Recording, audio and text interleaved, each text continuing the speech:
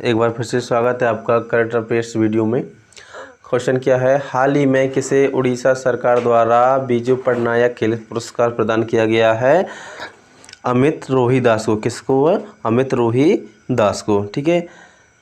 भारतीय hockey team के defender Amit Rohidas को खेलों में शानदार प्रदर्शन के लिए बिजू पटनायक खेल पुरस्कार सम्मानित किया गया है।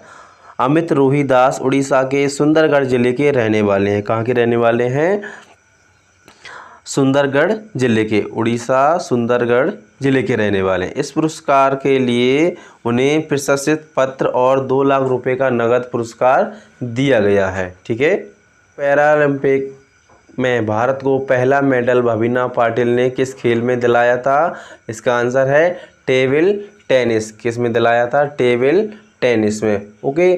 टोक्यो पैरालंपिक में भारत को पहला मेडल 34 साल की भावना पाटिल ने टेबल टेनिस में सिल्वर मेडल जीतकर दिलाया था। भविना बटनगर गुजरात में सुंदिया की रहने वाली हैं। ठीक है। कहाँ की रहने वाली हैं ये? गुजरात में एक गांव है सुंदिया। ठीक है। वहाँ की ये रहने वाली हैं। नेक्स्ट क्वेश्चन है, टोक्यो पैरालंपिक में निषाद कुमार ने किस खेल में सिल्वर मेडल जीता? इसका आंसर क्या है? हाई जंप इवेंट में। ठीक है। कहाँ पे जीता था? हाई जंप इवेंट में। टोक्यो पैरालंपिक में भारत के एथलीट निषाद कुमार ने देश को पुरुष हाई जंप में दूसरा मेडल दिलाया था। निषाद ने 2.06 मीटर की ऊंची जंप लगाकर सिल्वर मेडल को अपने नाम किया था।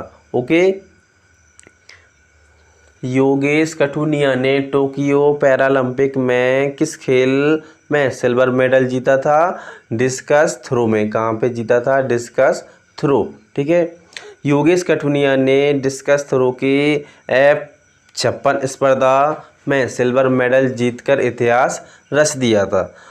कठुनिया ने 44.43 मीटर की दूरी तक का चक्का फेंककर भारत को टोक्यो पैरालंपिक का उसका चौथा मेडल दिलाया था। ठीक है। योगेश कठुनिया हरियाणा के बहादुरगढ़ के रहने वाले हैं। कहाँ के हैं? बहादुरगढ़ के। ठीक है। टोक्यो पैरालंपिक 2020 में भारत की अवनी लेखरा ने महिलाओं की 10 मीटर एयर राइफल के फाइनल में कौन सा पदक जीता था?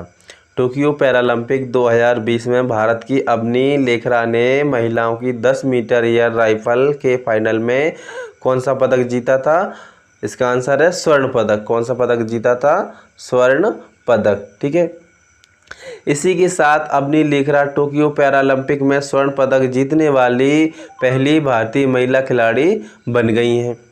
अवनी लेखरा का जन्म 8 नवंबर 2021 को राजस्थान के जयपुर में हुआ था। ठीक है। लेखरा फाइनल में 249.6 अंक हासिल किए। उन्होंने वर्ल्ड रिकॉर्ड की बराबरी की थी। ठीक है। देवेंद्र झाझरिया ने टोक्यो ओलंपिक खेलों की भाला फेंक स्पर्धा में कौन सा पदक जीता था?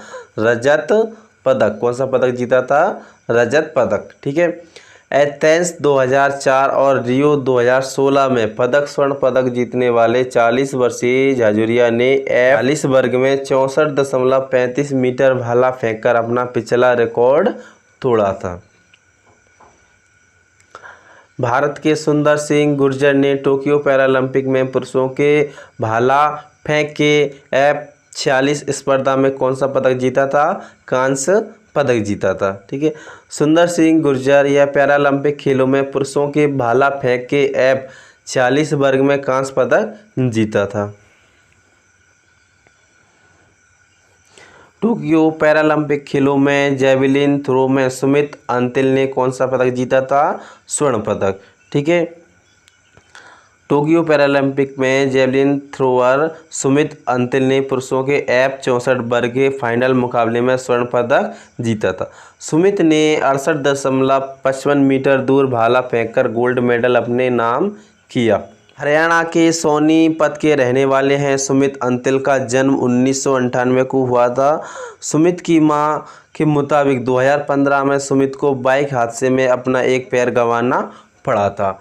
सुमित अंतिल के कोच वीरेंद्र धनखड़ जी हैं। कौन है उनके कोच? वीरेंद्र धनखड़ जी। भारत के विनोद कुमार टोक्यो पैरालंपिक में डिस्कस थ्रो के F52 कैटेगरी में कौन सा मेडल जीता? Bronze medal. कौन सा मेडल जीता था? Bronze medal.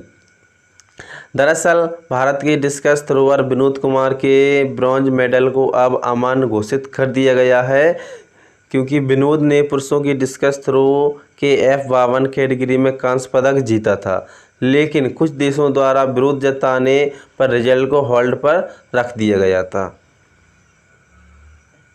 नागर विमानन महानिदेशालय DGCA ने कोरोना वायरस महामारी के कारण निर्धारित अंतर्राष्ट्रीय यात्री उड़ानों के निलंबन को कितने तारीख तक बढ़ा दिया गया है? इसका आंसर है 30 सितंबर तक बढ़ा दिया गया है। नागर विमानन महानिदेशालय ने कहा है कि कोरोना वायरस महामारी के कारण निर्धारित अंतर्राष्ट्रीय यात्री उड़ानों के निलंबन को 30 सितंबर तक बढ़ा दिया गया है। हालांकि सक्षम प्राधिकारी द्वारा चयनित मार्गों पर तय अंतर्राष्ट्रीय उड़ानों की अनुमति दी जा सकती है।